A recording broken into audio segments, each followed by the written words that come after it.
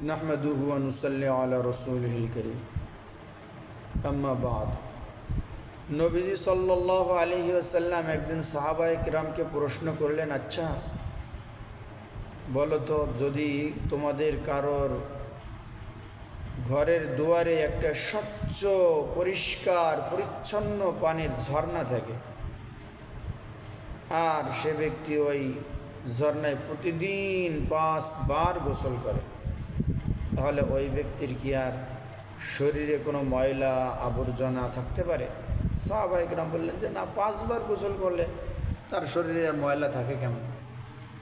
নবীজি সাল্লাল্লাহু আলাইহি সাল্লাম বললেন, দেখো এই 5 বার নামাজ আদায় করা এটা 5 বার গোসল করার মতো।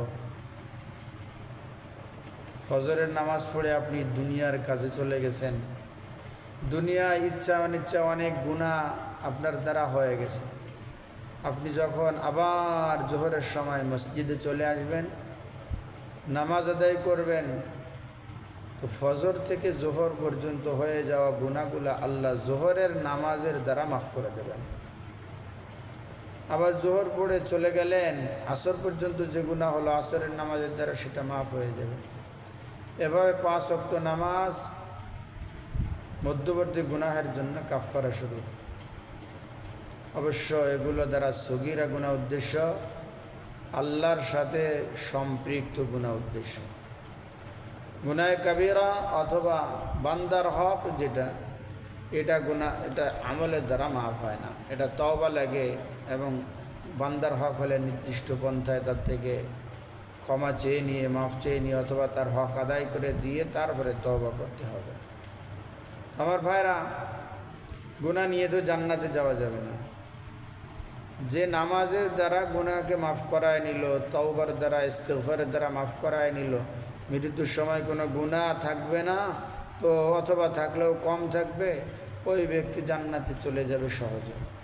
আর যার গুনাহ নামাজের দ্বারা মাফ হয়নি, মুমিন হলেও ওই গুনাহ নিয়ে তো জান্নাতে যেতে পারবে না।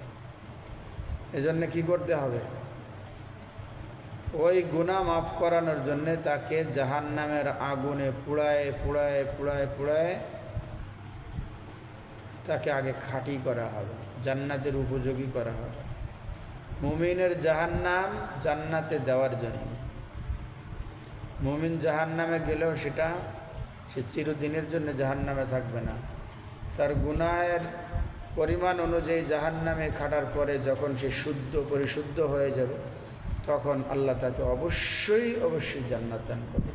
কিন্তু অমুসলিম, কাফের, হিন্দু, বৌদ্ধ, খ্রিস্টানের জন্য কখনোই জান্নাত সম্ভব নয় যদি সে ওই অবস্থায় মারা যায়। আল্লাহ তাআলা আমাদের সকলকে 5 ওয়াক্ত নামাজ জামাতের সাথে আদায়ের তৌফিক দান করেন, আমিন।